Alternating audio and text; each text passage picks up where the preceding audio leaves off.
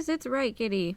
I know. It took way too long for me to actually make it to the final video of this RWBY Shonen Jump Manga coverage. But I did say that no matter how long it took, I would finish this series, and now the time has finally come to do so. So, 1, 2, 3, go!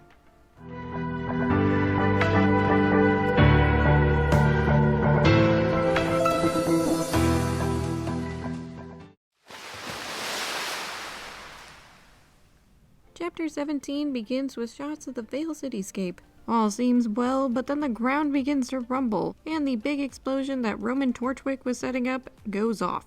Team Juniper, Sun, Neptune, Glinda, Ironwood, and Osmond all notice this. With a big hole in the ground and chaos ensuing, Roman Torchwick just steps out like a baller, reveling in the chaos he's created. Totally and completely unbothered that Team RWBY survived the train crash that caused the explosion, complimenting their feat of mitigating the big boom. And Roman, being the showman that he is, says it ain't over yet, as the ground begins to rumble once more and a bunch of scary looking Grimm pop out.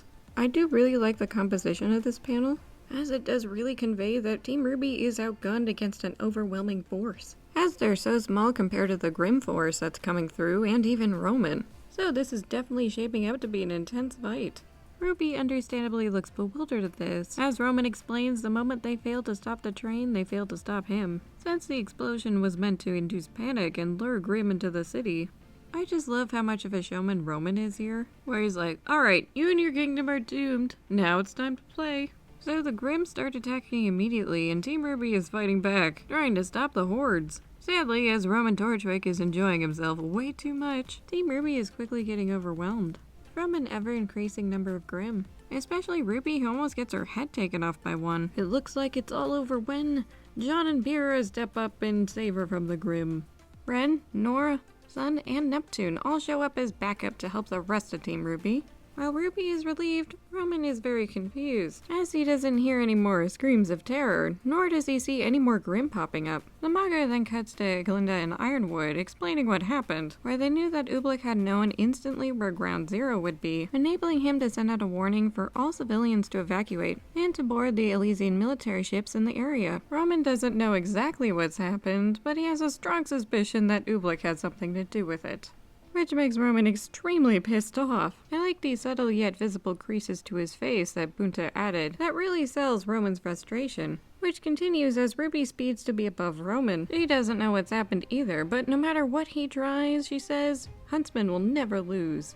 And, oh, just look at his face. Combined with the angle of Roman looking left up from where he was in the earlier panel, the additional line work added to his face and the extra shading around his eye just really oozes the silent fury and frustration Roman must be feeling right now. So I think this is one of the best expressions of the manga thus far. And then RWBY tries to finish him off, which is a pretty exciting cliffhanger to leave off chapter 17. Is she successful in chapter 18? Well, yes, but actually no, as Roman breaks into glass. RWBY turns around to see that Neo and Lieutenant Bainsov come to offer their assistance to Roman. Yay, Neo's back in the manga! Anyways, RWBY recognizes Neo from that other time with the mech.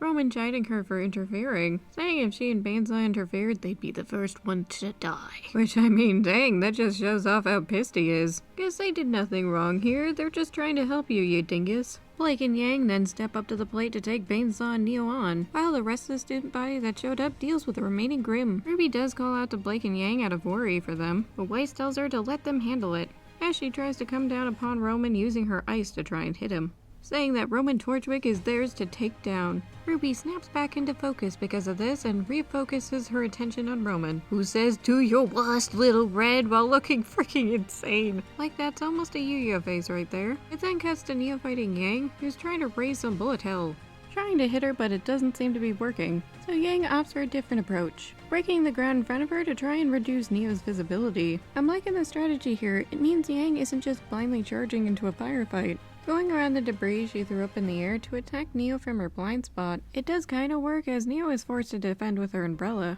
which definitely makes her more than a little miffed, while Yang is ecstatic that she finally landed a hit. Slightly cocky fighter Yang, I've missed you. The manga then cuts to Blake's fight against Banesaw, where the roles are kind of reversed for each side, where Blake is the one flipping around all over the place and Banesaw is trying to hit her, although the size difference is notable, as Banesaw just grabs her out of the frickin' air and hoists her up with one arm. Dang, he's jacked.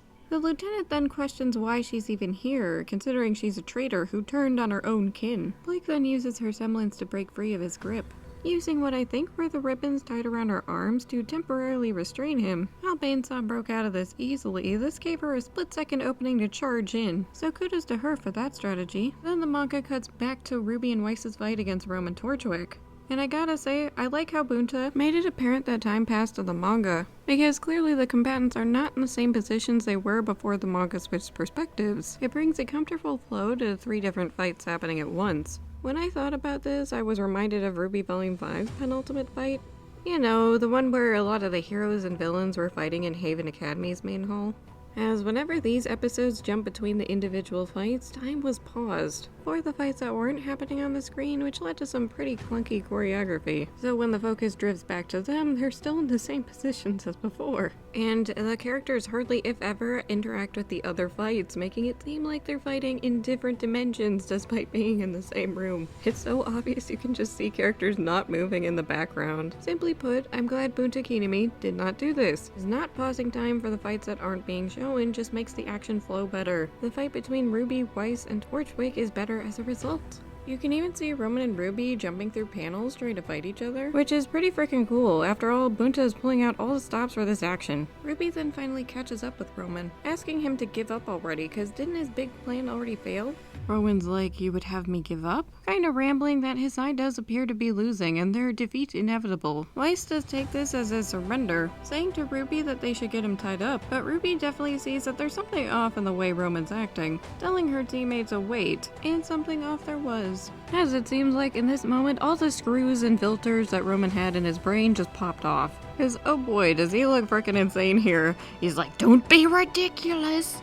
Well, that's not very nice. Of course not! I'm f***ing evil! So yeah, Roman's going full badass villain mode here. He's fighting until the very end, saying the curtain can't fall before the very end with him just simply surrendering. This version of Roman was definitely a theater kid, wasn't he? Cause he's talking about curtains rising and falling, villainy having its own sense of style, and essentially demanding Ruby to play his foil until the very last. All in all, a very amusing version of the character that Ruby headbutts to get away from and gain some distance. Ruby Rose straightens herself up and grins, saying, I hear you, Roman. Let's go. Since Roman's not surrendering, why should Ruby? She'll fight him until he's defeated, which is a really cool heroic moment. Which is the end of chapter 18, now for the finale. But before that, oh, look at this cover. This is adorable. They're just chilling. Very cozy vibes, I like it. In stark contrast, chapter 19 dives right back into the action, with Yang fighting Neo and Blake fighting Banesaw.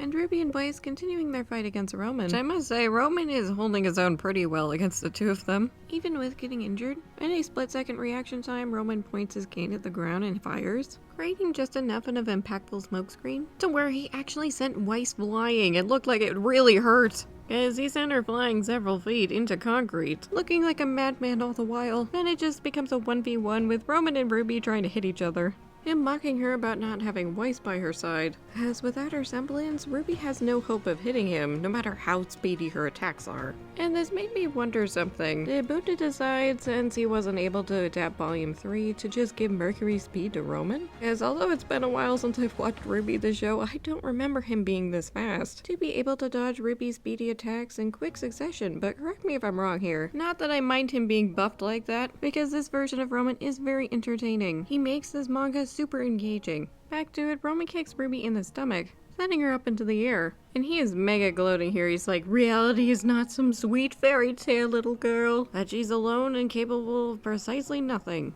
Of course, he's gloating so much that he doesn't realize Ruby is using her semblance to speed higher into the air and angling her weapon down, ready to swing it at him. Then a glyph pops into existence underneath him, and it was probably at this moment that Roman knew he screwed up. Looking to his side, he can see that Blake and Yang have caught Weiss, shielding her from most of the damage she would have taken if she had impacted. Roman looks wildly over to his side, seeing that Banesaw has been captured and Neo is gone. See, Roman, this is why you should have been nicer to Neo. She would have actually stayed to help you. So Ruby bounces on another one of Weiss's glyphs, charging back towards him. She says she knows that she can't approach life like a fairy tale, but Roman is wrong about one thing, that she's not alone. With the panel showcasing Team Juniper, Anson, and Neptune, and then the rest of Team RWBY, who all shout to her that she can do this. That she can be the hero that saves everybody, with a defeated smile from Roman. The curtains and the rose petals fall on this battle, which provides an elegant transition to General Ironwood being told that the Grim invasion has been stopped and Roman Torchwick has been arrested.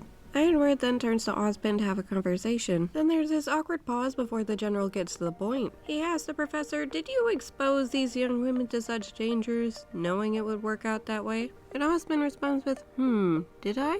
Going into a spiel about how Team RWBY fought to protect, to keep others from harm. He says he believes that conviction is what will keep the darkness at bay. That is our light, which is why he granted them the chance to reach it by their own power, all accompanied by scenes of Team RWBY being greeted and congratulated for their efforts, which technically answers Ironwood's question as no, but actually yes.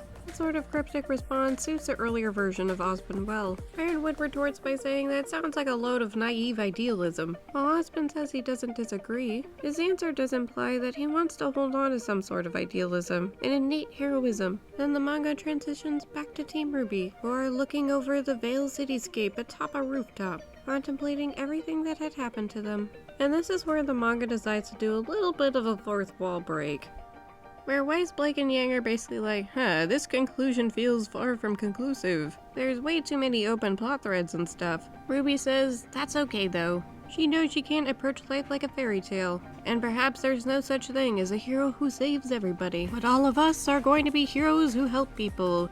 She knows that Team RWBY can do it. Loving the shonen MC energy, RWBY. And after giving that speech, Team RWBY decides it's a good idea to tease their leader, which is really funny and adorable. Thus, the manga concludes with the girls sleeping soundly on the roof, all of their worries washing away. What a serene, peaceful panel to end this manga off on. Well, we finally arrived at the end of this coverage. As for my overall thoughts on this manga, the best way I can describe it is, I feel that this is a very comfortable read. It does retread old ground, but does enough different to where it feels refreshing, even though we're retreading old ground with volumes 1 and 2. And even though there's not a lot of focus aside from Team RWBY and a few other notable characters, I think what this manga does best is the depictions of the RWBY characters, even though they're a bit more mellowed out, such as RWBY being less excitable, and Oobleigh having a harsher tone of voice in comparison to their animated counterparts. Especially in regards to Team RWBY, in my opinion, they feel more like themselves than they have been in a long time.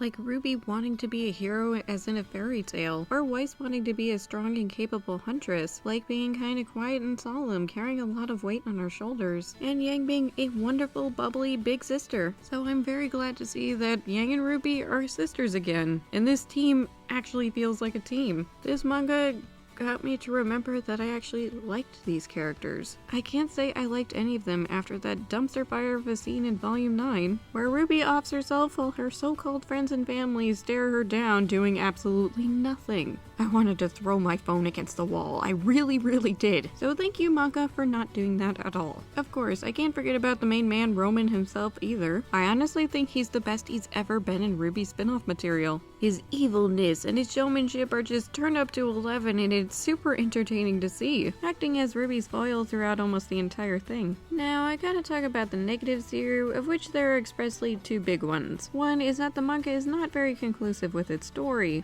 Every single antagonist but Roman and Banesaw got away in the end, and in this continuity we don't really know why the villains were doing all this. I have a pretty sneaking suspicion that Bunta did want to adapt Volume 3 in manga form, cause Adam was teased, as was Emerald and Mercury, and even Cinder shows up after her bona fide cameo in the earlier chapters to face RWBY one-on-one as she did in the show. So there had to be some consideration for continuing the manga into Volume 3 to have those bad guys be the main antagonists, but sadly it did not pan out that way, which is pretty disappointing even though I did enjoy this. I would have liked to see what Adam Taurus looked in this art style. Which leads me into the second gripe I have with this that's also kind of a positive, that being the art. While I do enjoy how most of the characters look, and the soft sketchy feel to the entire manga that gives it a storybook vibe that I think suits RWBY really well, since a lot of inspiration for character designs and creatures are derived from old fairy tales. However, it is rather inconsistent after all the art style changes about halfway through, depicting how the characters are drawn. Also, while it gets gets a lot better later on. Earlier on, with panels that had a lot of detailed backgrounds, it was a bit difficult to pinpoint the depth of field and where characters were on any given scene. However, I won't give Butokinami any more flack than that, because as I found out, this was actually his first try at a manga.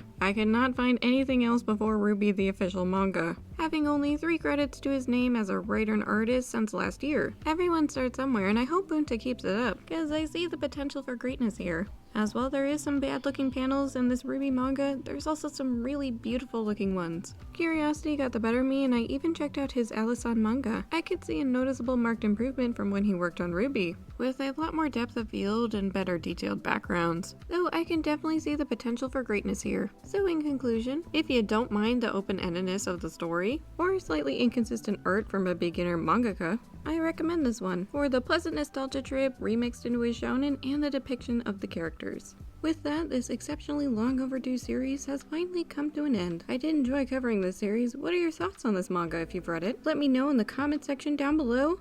Like, sub, share if you fancy, and with that, Riot Kitty is signing out.